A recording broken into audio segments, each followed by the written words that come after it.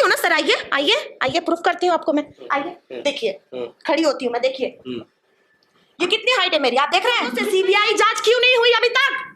हाँ तो नमस्कार, प्रणाम, सत श्री अकाल और सलाम। का हाल में भाई लोग? हम आशा करते हैं कि तुम लोग स्वस्थ होगा, मस्त होगा और अपना अपना काम में व्यस्त होगा। तो भाई लोग आज के वीडियो में हम दिखाने वाला बानी कि आकांक्षा दुबे के साथ आकांक्षा दुबे के रूम में का भइले। भाई लोग वीडियो अंत तक ले देखिए, इसकी बिल्कुल मत करिए।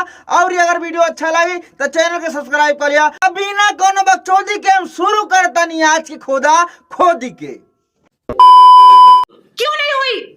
हाँ, सब लोग क्या देख चुके हो, तुम लोग पैसे के लिए कुछ भी कर सकते हो। हाँ, एकदम सही बात बोल लू, पैसा से दुनिया में कुछ भी हो सकेला। हम तो कहता नहीं कि तू ढेर मत बोला, ठीक बा ना? तो मनीष पत्रकार खानी या तो जेल में चली जाइबू या तो फिर तारो मर्डर हो जाई, समझ तारू?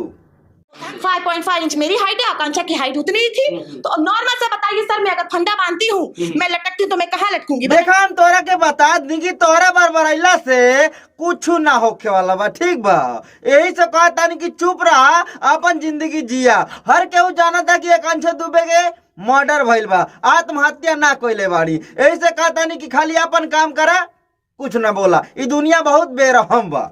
लोगों जो चमड़ी चोर चमचे चाट रहे हैं, समरवा का जो क्या बोलते थलिया। तो देखा भौजी, हर केहू जाना था कि समर सिंह मर्डर कोइले वाले आकांक्षा दुबे के। तो हर राय का बा बतावा, तू का चाहतारू? समर सिंह ता जेल में बंदे बा, लेकिन तू का चाहतारू बतावा, कौन सजा दिहल जा समर सिंह के? वो लड़की अपने मुंह से बोली समरवा आरोपी है और रहेगा। समर सिंह आरोपी है और रही, ये बात से हम सहमत बानी। आकांक्षा दुबे के साथ में बहुत गलत भइल बा। भाई लोग, जो आकांक्षा दुबे के सपोर्ट में बाड़ा थे, वीडियो के लाइक करा और चैनल के सब्सक्राइब करा। तो हम कहता नहीं कैमरामैन से, कैमरामैन तनी दूसर क्लिप लगाओ तो।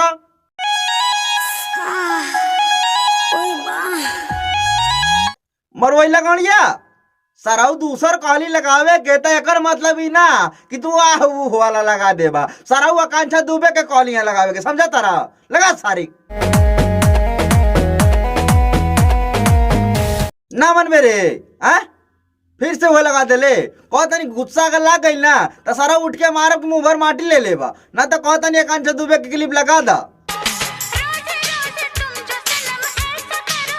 तो बस भाई लोग, आज की वीडियो करता नहीं है खत्म। कहा से हमारा कैमरामैन गाय मरावे लगल, लेकिन कहता नहीं कि वीडियो अगर अच्छा लगल वही तो लाइक करिया और चैनल के सब्सक्राइब करिया। मिलता नहीं एगो नेक्स्ट वीडियो में, तब तक के लिए बाय।